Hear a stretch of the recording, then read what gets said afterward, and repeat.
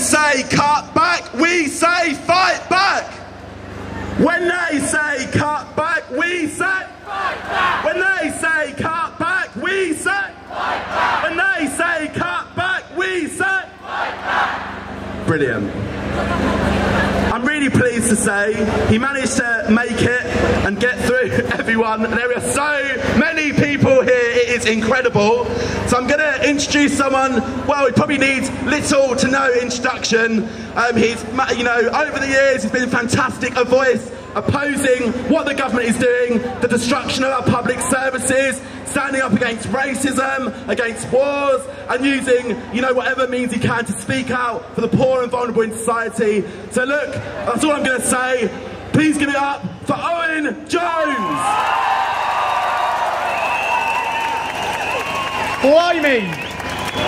Well, you certainly turned up, didn't you? It took me about an hour. It took me about an hour to get through this crowd. Look at us. This is a sea of hope, of determination, and of resilience. We've come from every corner of this country and from beyond. It is a rainbow coalition out here. And friends, for those who thought we were cowed, for those who thought we were down or out, today is a defiant message that we are more determined than we have ever been. Now friends, those who peddle the politics of despair, they want us to believe that injustice is like the weather, that you can complain about it raining but there's nothing you can do about it. The politics of hope tells us otherwise. It tells us that all injustices are temporary, are transient, and that with enough determination, with enough courage, with enough resilience, all injustice can and will be overcome. And that is our message. That is our message here today. And then there's the politics of fear. And this is what the politics of fear does. It tries to turn our justifiable anger away from those with power, those at the top of society, to people's neighbours down the streets instead. They want low-paid workers not to be angry with their boss for cutting their wages, or angry at the government for slashing their in-work benefits. They want them to turn on their unemployed neighbour down the street instead. They want private sector workers not to be angry about the fact their bosses have decimated their pensions. They want them to turn instead on the nurse, the teacher, the public sector worker whose pension is still intact. And they want families who can't get homes they can afford to live in because governments won't build those homes, or people who can't get secure, properly paid jobs because they've been stripped from our economy. And they want them not to be angry with the powerful, they want them to turn on the immigrant down the road instead. And this is their message all the time. You've been robbed. So instead of being angry at the fact you're being robbed, you should be angry your less deserving neighbour hasn't been robbed as much as you have. It's the politics of divide and rule. Because they know when we are angry with each other, we are not angry with the people at the top of society instead. Friends,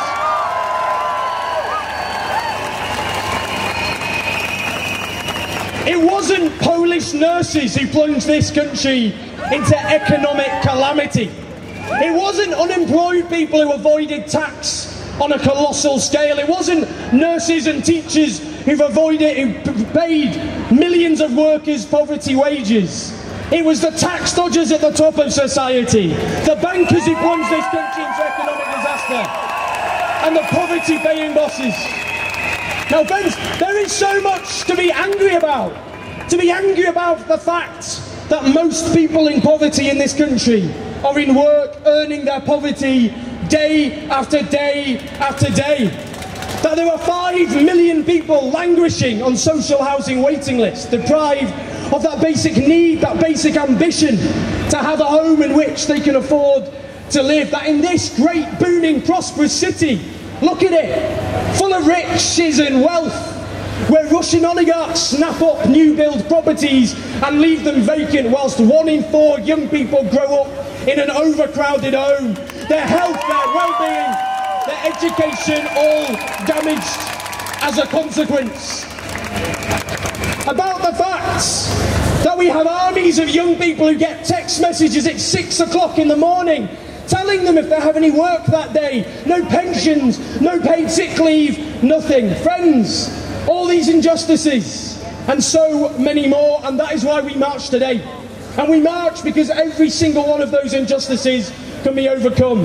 And we know because we're always sort of thrown at us, that when you stand up for the bottom 70%, you're a class warrior, you stand up for the top 1% and they call you a moderate. But the reality is this: they are the ones fighting a war on millions of people across this country, on their futures, their livelihoods, not just the children today, but the children tomorrow as well.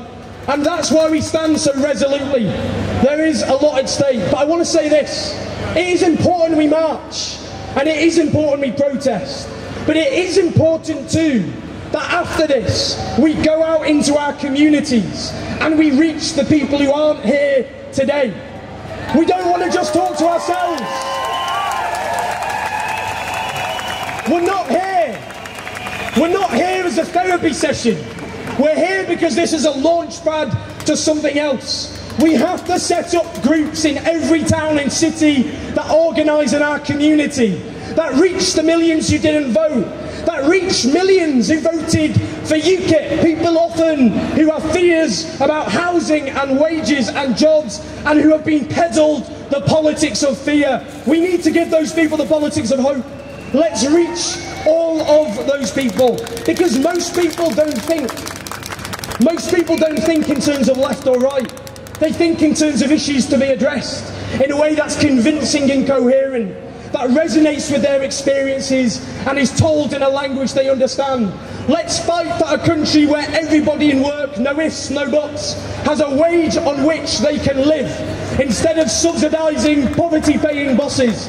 Let's build homes instead of subsidising private landlords. Let's clamp down on tax avoidance and make those at the top, booming like never before, pay every single penny of tax they are supposed to pay.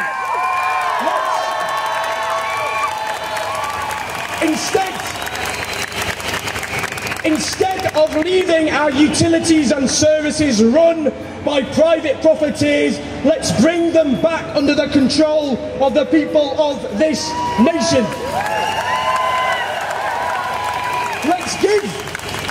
Let's give our workers rights. If rights are good enough for German and Belgian workers, they're good enough for workers in this country as well. Let's have childcare so people don't have to choose between looking after their kids and working. Friends, these are not wacky, fringe ideas. It's just mainstream common sense. And that's what we stand for. The millions and millions out there, all too often lacking hope. Now friends, I want to add something else. There's a very good man I've known for many, many years. He is a man of principle, a man of decency and a man of courage. And that man is Jeremy Corbyn.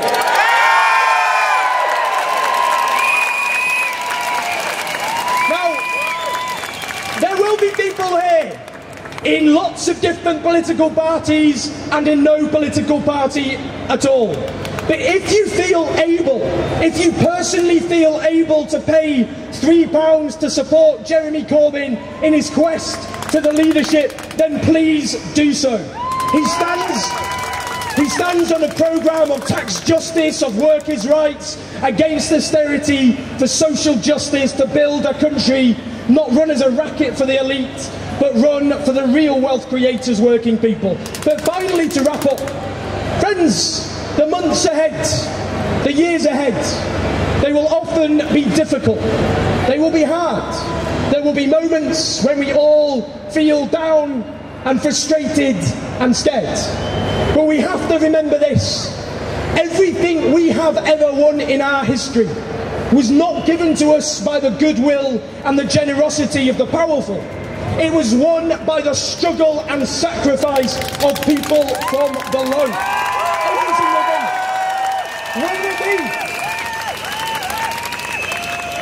Whether it be the early trades unionists who fought for the rights and dignity of working people, whether it be the Chartists of the 19th century who fought for democracy, the first great working class political movement on earth, whether it be the suffragettes now lauded as secular saints, but in their time demonised, reviled, persecuted, locked up in prisons and force-fed, whether it be those who built the National Health Service, those who built the welfare state, in the teeth of overwhelming opposition from the powerful, those who fought racism, sexism, homophobia, battened by police officers and spat at in the streets. Friends, we stand on the shoulders of giants.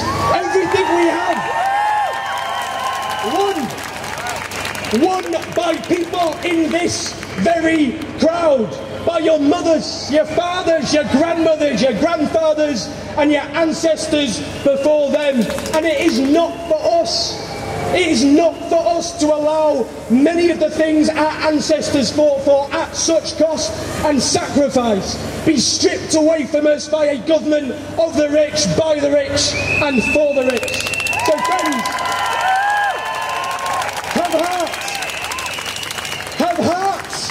have determination and courage. Today we march not as an end but as a beginning. After today we go into our communities and we organise. We don't leave today and pat ourselves on the back as though our contribution has been done.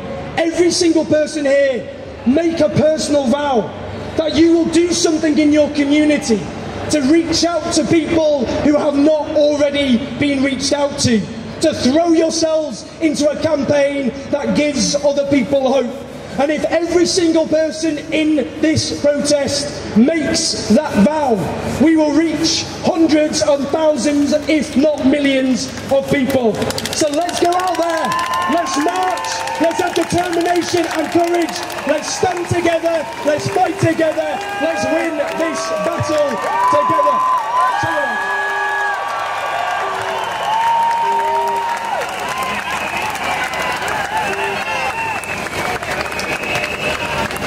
Thank you so much, Owen, for that, inspiring as ever. The march is just starting. So there are so many of us today on the demonstration. It's going to take a long while to get through London. Let's keep it loud, let's keep it vibrant, and let's remember, we're starting to build a movement that can fight against austerity and win. Let's keep it going. Join the People's Assembly against austerity today.